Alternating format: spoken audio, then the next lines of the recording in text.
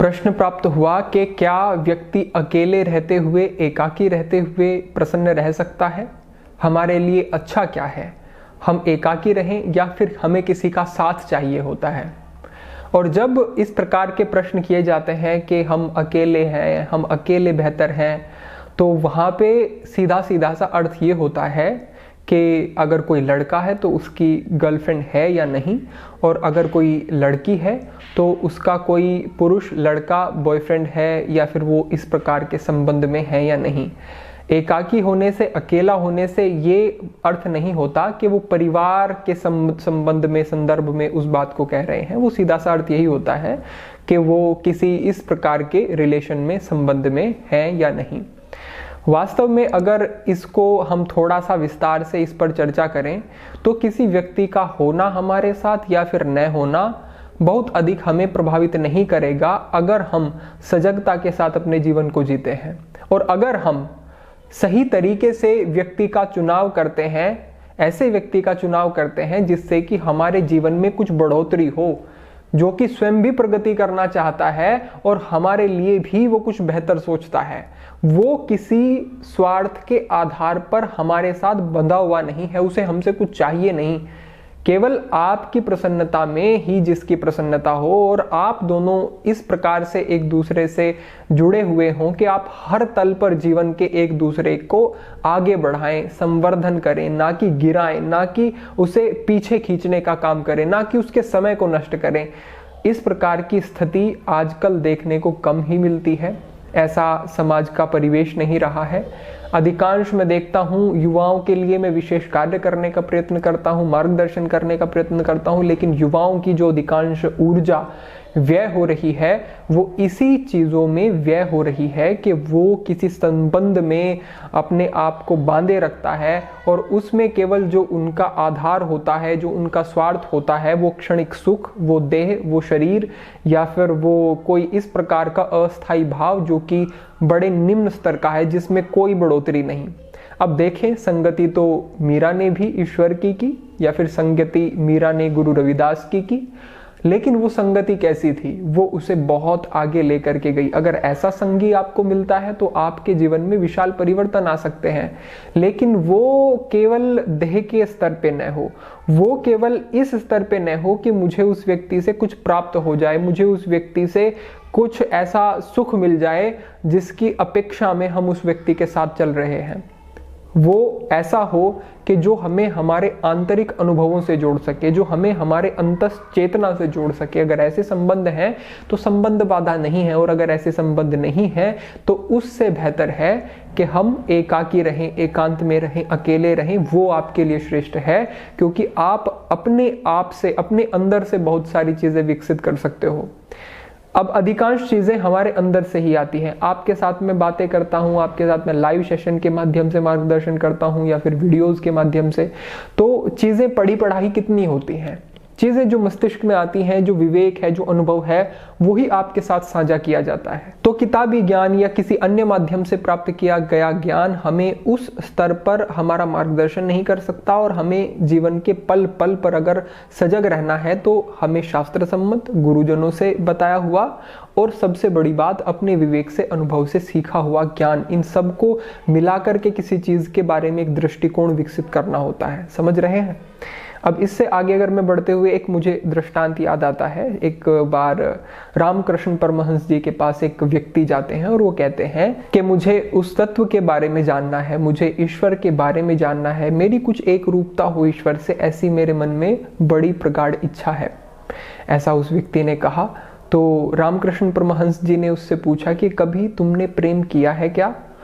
तो उस व्यक्ति ने सोचा कि अगर मैंने ऐसा कहा कि मैंने प्रेम किया है तो ये मुझे अपना सानिध्य बिल्कुल प्रदान नहीं करेंगे और ये मुझे दुत्कार के यहाँ से जाने के लिए कहेंगे, क्योंकि आध्यात्म में व्यक्ति की ऐसी अवधारणा बन गई है कि आध्यात्म में बहुत बड़ी डिस्क्वालिफिकेशन है अगर आप प्रेम करते हैं, आप प्रेम के किसी से संबंध में बंधे हुए हैं। हालांकि ऐसा नहीं है। अगर मैंने आपको कहा उस स्तर का आप प्रेम कर सकें, ढूंढ सकें, या फिर आप अपने आप को उस स्तर पे ले जाएं जिससे कि आप वैसा प्रेम करने के लायक बन सकें, हर एक व्यक्ति ऐसा प्रेम नहीं कर सकता, उसके लिए तो बहुत बोध की आवश्यकता है, इंद्रिय निग्रह की आवश्यकता है, बहुत विवेक चाहिए, उसके लिए बहुत समझ चाहिए। अगर ऐसी समझ आपने विकसित कर ली है तो प्रेम आपके लिए सहायक है। तो वो व्यक्ति कहता है कि नहीं नहीं गुरुजी, मैंने ऐसा कुछ भी नहीं किया, मैंने कभी किसी से प्रेम नहीं किया, मैं तो प्रेम से बहुत दूर हूं, मैं तो बिल्कुल ऐसे चक्करों में नहीं पड़ता। तो रामकृष्ण परमहंस जी उसे कहते हैं कि फिर आपके लिए ईश्वर को समझना, उसे प्राप्त करना भी असंभव है। जब आपने प्रेम किया ही नहीं, आप प्रेम को जानते ही नहीं है, और प्रेम के बिना ईश्वर तक नहीं पहुंचा जा सकता, क्योंकि आधार प्रेम ही बनता है। जब हम आगे बढ़ते हैं साधना के मार्ग पर, प्रेम की आवश्यकता है, तो वो व्यक्ति बड़ा व्यथित चिंतित हो जाता है। रामकृष्ण परमहंस जी उसे फिर से कहते हैं कि मैं अगर तुम्हारे अंदर प्रेम है तो उसे दिशा दे करके ईश्वर की तरफ मोड़ सकता हूं, तुम्हें वो मार्गदर्शन दे सकता हूं कि तुम्हारी इस संसार के प्रति आसक्ति न रहे, तुम ईश्वर के प्रति आसक्त रहो। लेकिन जब तुम्हारे अंदर वो बीज ही नहीं है, वो तत्व ही नहीं है, तो मैं भी उसमें कुछ नहीं कर सकता। तो इस प्रकार का मार्गदर्शन रामकृष्ण परमहंस जी करते हैं।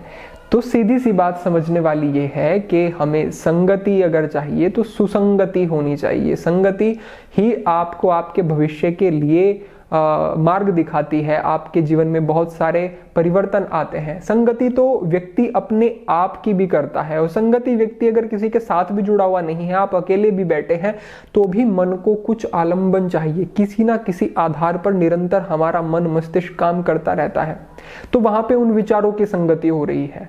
तो संगति से तो मुक्त हो ही नहीं सकते।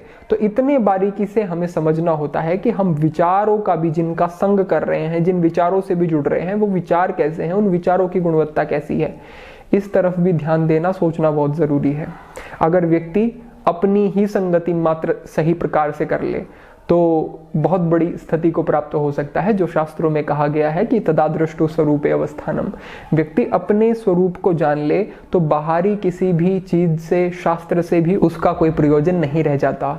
जैसे कि भगवान ने भी दूसरे अध्याय के 46वें श्लोक में कहा है कि यावानर्थ उद्दपाने सर्वतः संपलुतोदके तावान सर्वेषु वेदेषु ब्राह्मणस्य विजानत, कि जिस प्रकार से बड़े जल के स्रोत को प्राप्त कर लेने के बाद छोटे मोटे जलाशय से व्यक्ति का कोई प्रयोजन नहीं रह जाता, उसी प्रकार जो उस तत्व के साथ एक रूपता अपनी बना लेता है, उस छोटी मोटी चीजें फिर आवश्यकता भी नहीं रहती है, और उसे शास्त्रों की, ग्रंथों के मार्गदर्शन की भी आवश्यकता नहीं, क्योंकि जो उद्देश्य है, जो लक्ष्य है, वो ही प्राप्त हो गया, तो फिर किसी चीज की कोई आवश्यकता नहीं है।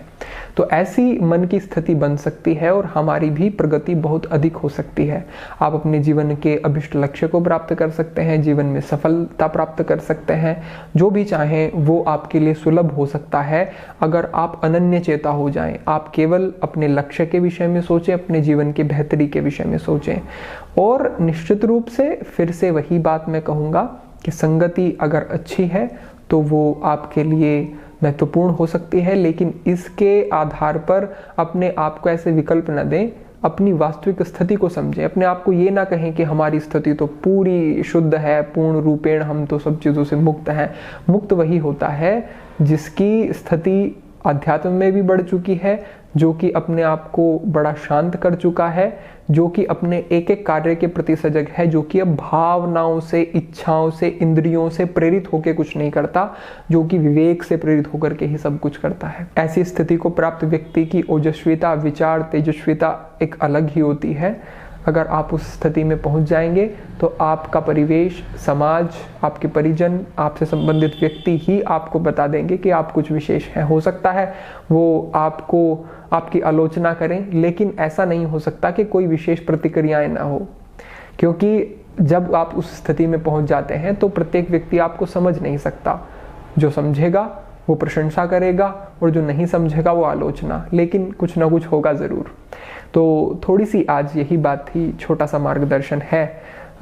एक प्रश्न ऐसा ही प्राप्त हुआ था कि क्या हम एकांत में अपने आप में रहते हुए किसी, मैं कहूँगा कि जैसे ये हमारे रिलेशन जैसे चलते हैं उन्हीं के आधार पर वो प्रश्न था, तो उससे बेहतर है, जैसे देखते हैं आज के समाज में जो हो रहा है, उससे बेहतर है एकाकी जीवन, उससे बेहतर है अपने साथ रहना, आत्मकेंद्रित होना वो बेहतर है।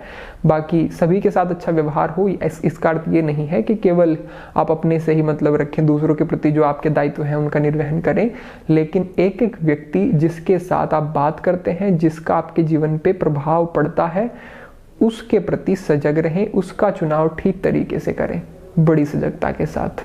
आज के लिए इतना ही। सभी के लिए प्रार्थना। ओम नमः शिवाय।